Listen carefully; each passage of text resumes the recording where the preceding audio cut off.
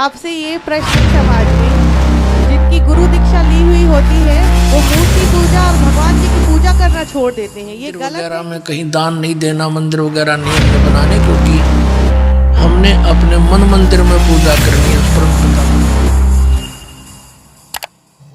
नमस्कार दर्शकों, स्वागत है आप सभी का एक और नए आध्यात्मिक ज्ञान चर्चा में। आज हमारे साथ है धीरेन्द्र शास्त्री जी और संत रामपाल जी महाराज। आज का हमारा विषय है मूर्ति पूजा करनी चाहिए या नहीं। तो पहले हम जानेंगे धीरेन्द्र शास्त्री जी के विचार, जिनके बाद हम जानेंगे संत रामपाल जी महाराज जी के विचार। चलिए शुरू करते हैं आज की आध्यात्मिक ज्ञान चर्चा को। जिनकी गुरु दीक्षा ली हुई होती है वो मूर्ति पूजा और भगवान जी की पूजा करना छोड़ देते हैं, ये गलत है कि सही है? मूर्ति पूजा भगवान से जुड़ने का एक माध्यम है जी। और मूर्ति पूजा का विरोध, मूर्ति पूजा बंद होना सनातन की दृष्टि से गलत है जी। मूर्ति की पूजा से ही ब्रह्म को पाने का अभ्यास हो सकता है जी। तो अभ्यास के लिए मूर्ति पूजा बनाई गई है जी। और अगर कोई बहुत ज्यादा परमहंस श्रेणी में पहुंच जाता है तो उसको पूजा करने की आवश्यकता नहीं है। तो हमें ये तो नहीं लगता कि हर व्यक्ति परमहंस होता हो जी। तो इसलिए मूर्ति पूजा ना करना एक बहुत गलत है जी। करना चाहिए। शेष चर्चा कल। जय श्याम। अभी आपने देखा धीरेन्द्र शास्त्री जी के विचार, अब हम देखेंगे संत रामपाल जी महाराज जी के विचार।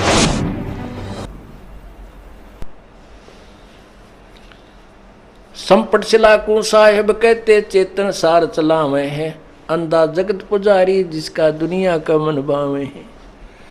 ऐसी उल्टी साधना बता दी, पत्थर का भगवान बना दिया, कहते इसकी पूजा कर लो, बस इसी से मोक्ष हो जाओगे। अरे नहीं, परमात्मा कहते हैं मूर्ति भगवान की बुरी नहीं, लेकिन उस मूर्ति की पूजा व्यर्थ है। पुण्यात्मा,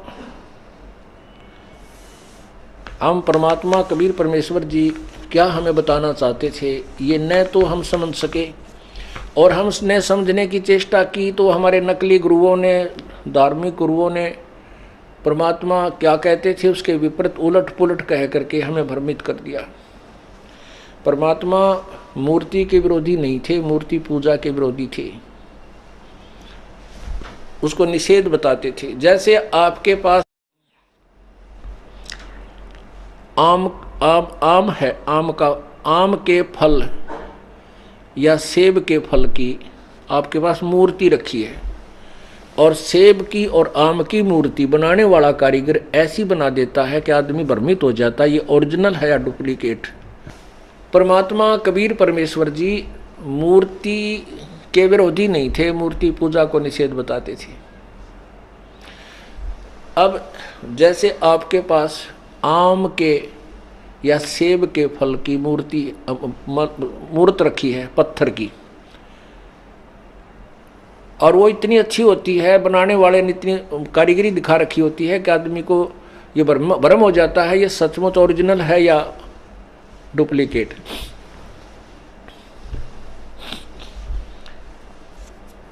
एक बार ये दास भिवानी स्टैंड रोड तक पे आम फल लेने गया।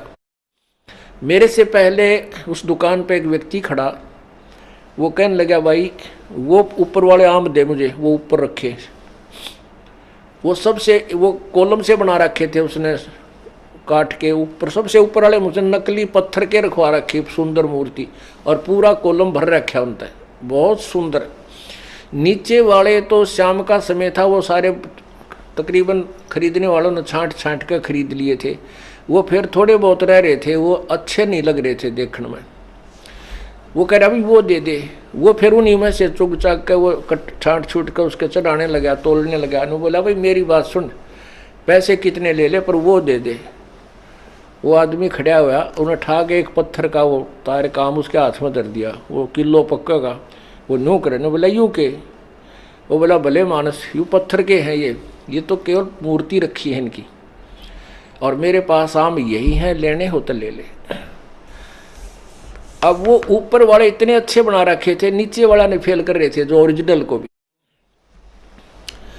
तो पुण्यात्माओं, जैसे आपके पास वो आम के फल की पत्थर की मूर्ति रखी है, उस मूर्ति को देखने से आपको उस फल के गुणों का ज्ञान होगा और अंदर उसके पाने की प्रेरणा बनेगी।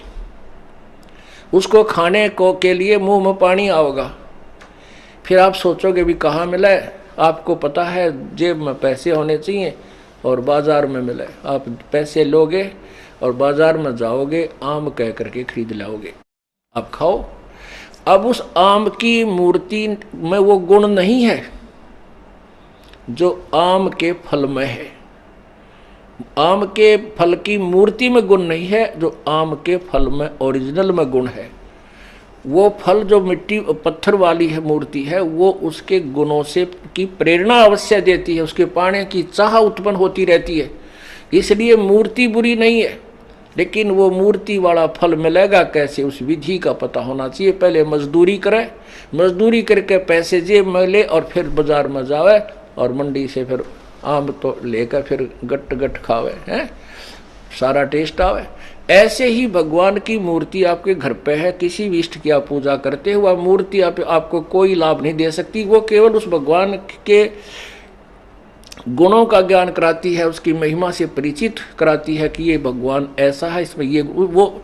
और वो ज्ञान उसका कहाँ से हुआ? आपको उसकी जीवन लीला से। जैसे भगवान विष्णु की जीवन लीला विष्णु पुराण में, देवी पुराण में, क्योंकि पुराण जो है ये 18 अवश्य हो गए, लेकिन ज्ञान इनमें एक ही है। और ये सभी ब्रह्मा जी द्वारा कहे गए हैं। ब्रह्मा जी के सुनने के बाद अन्य ऋषियों ने उनसे सुनकर कुछ अपना अनुभव, कुछ वैसे वो मिला कर 18 भाग बना दिए। तो विष्णु जी के विषय में ज्ञान कहाँ हुआ? विष्णु पुराण से।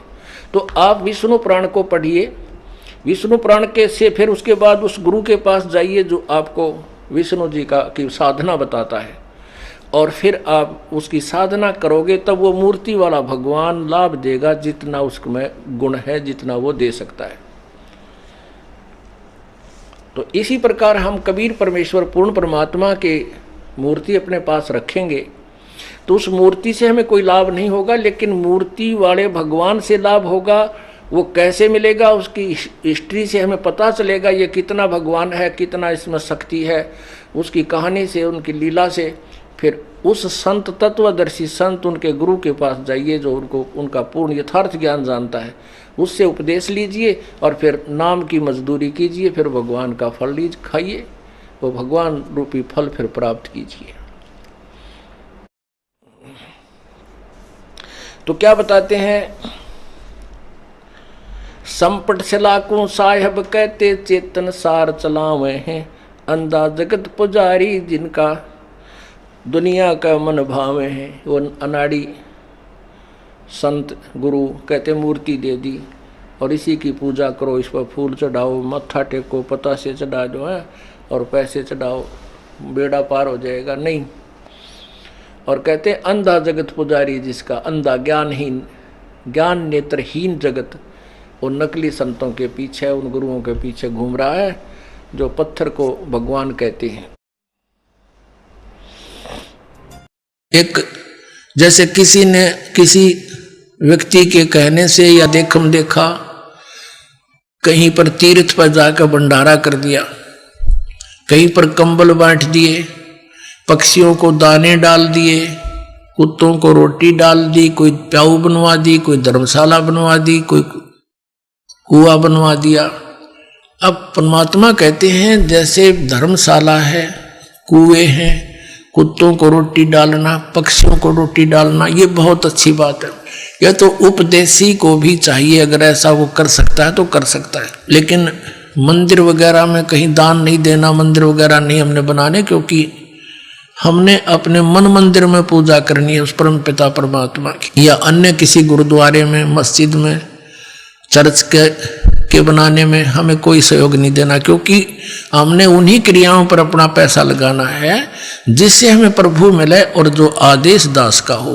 वो आदेश दास का क्या होगा? जो परमात्मा का विधान होगा उसी तरह करना है। और हमारे लिए कोई मंदिर, मस्जिद, गुरुद्वारे ये अनादरणीय नहीं है, लेकिन उनमें केवल वो महान आत्माओं की, महापुरुषों की मूर्तियां रखी हैं। उन मूर्तियों से या वहां जैसे गुरु ग्रंथ साहिब रखा है, गुरु ग्रंथ साहिब में लिखे वर्णन के आधार से हमने क्रियाएं करने से मोक्ष होगा। केवल किसी गुरुद्वारे के अंदर और गुरु ग्रंथ साहिब को रखकर ही उसका आदर सत्कार करते रहने मात्र से नहीं। आदर सत्कार तो सबका करना। जैसे मूर्ति है, एक सेब की मूर्ति है, सेब की मूर्ति तो प्रेरणा करती है कि ये सेब है, इतना बढ़िया होता है, इसके खाने से क्या लाभ होता है। लेकिन वो पत्थर की मूर्ति सेब वाला काम नहीं करती। वह मूर्ति जरूर है उस पत्थर, उसकी वो अनादरणीय नहीं है, लेकिन वो मूर्ति सेब वाला काम नहीं कर सकती। जिन भगवानों की तुम मूर्ति बनाए रखे बैठे हो, वो मूर्ति वो काम नहीं कर सकती जो भगवान करेंगे। और उन भगवानों से लाभ लेने के लिए उनकी प्राप्ति के मंत्र भी इस दास के पास है, जो सबसे पहले वही दिए जाते हैं, जिससे वो आपको कुछ लाभ दे सकेंगे। तो इस कारण से उन मंदिर, मस्जिद, गुरुद्वारों में परमात्मा की खोज में नहीं जाना, ये मनाही है। दर्शकों, निर्णय आपको करना है, मूर्ति पूजा करनी चाहिए या नहीं। धन्यवाद।